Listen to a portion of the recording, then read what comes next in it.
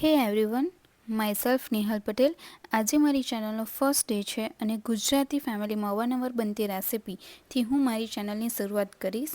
તો ગેસની ફ્લેમ આપણે સ્ટાર્ટ કરી લઈએ અને બનાવીએ રવાનો શીરો.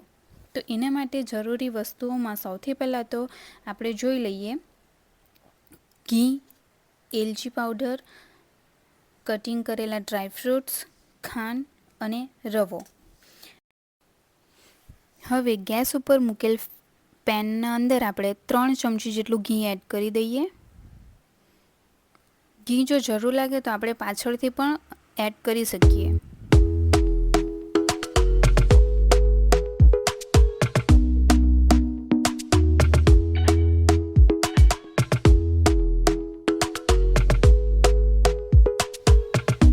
ઘી સાથે આપણે બાજુમાં દૂધ પણ ગરમ કરવા માટે મૂકી દીધું છે, જેનો આપણે મલાઈ કાઢીને ઉપયોગ કરીશું.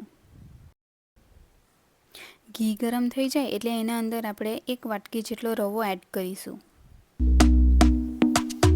તો હવે આપણું ઘી પીગળી ગયું છે અને એના અંદર આપણે 1 વાટકી જેટલો રવો એડ કરીશું અને એડ કરીને પછી આપણે એને ચડાવીશું.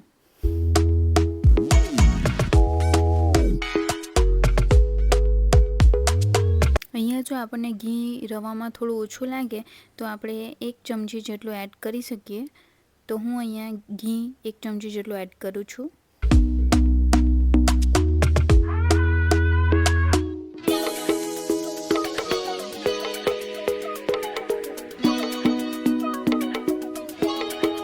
એડ કરેલ ઘીને આપણે બરાબર મિક્સ કરી લઈશું અને અત્યારે આપણે જોઈએ તો આ રીતનો આપણો રવો ઘીમાં મિક્સ થયેલો હોવો જોઈએ.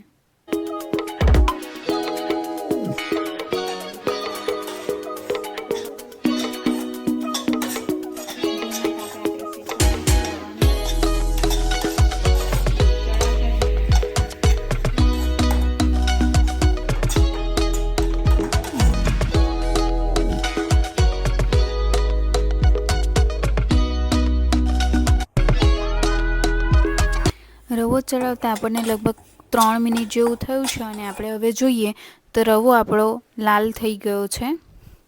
હવે આ સ્ટેજ ઉપર આપણે એના અંદર રવા કરતાં થોડી 2 ચમચી ઓછી જેટલી ખાંડ એડ કરીશું અને એને બરાબર મિક્સ કરી લઈએ રવાના અંદર.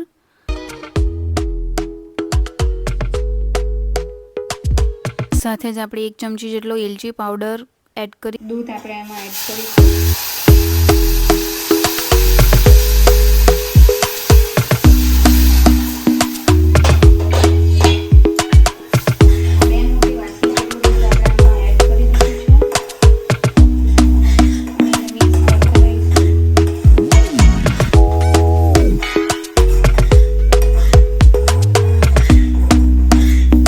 દૂધનું પ્રમાણ વધારે હશે એટલો રવો ફૂલશે.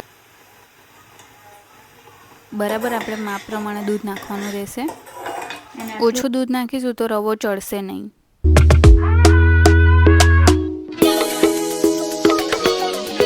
હવે આની અંદર આપણે ડ્રાયફ્રૂટ એડ કરીશું જેથી એ પણ બરાબર ચડી જાય.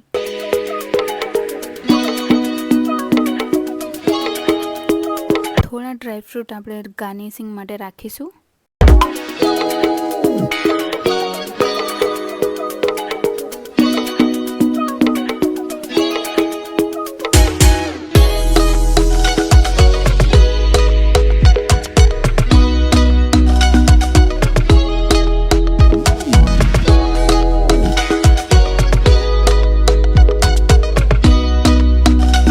બધું દૂધ બળી જશે અને રવો ફૂલશે ત્યાં સુધી આપણે શેકવાનો છે.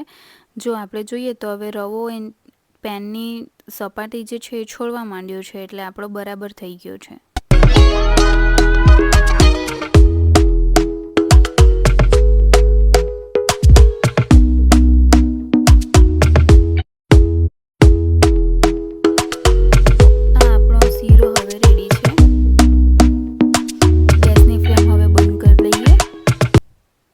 અને શીરાને એક પ્લેટમાં આપણે કાઢી લઈશું.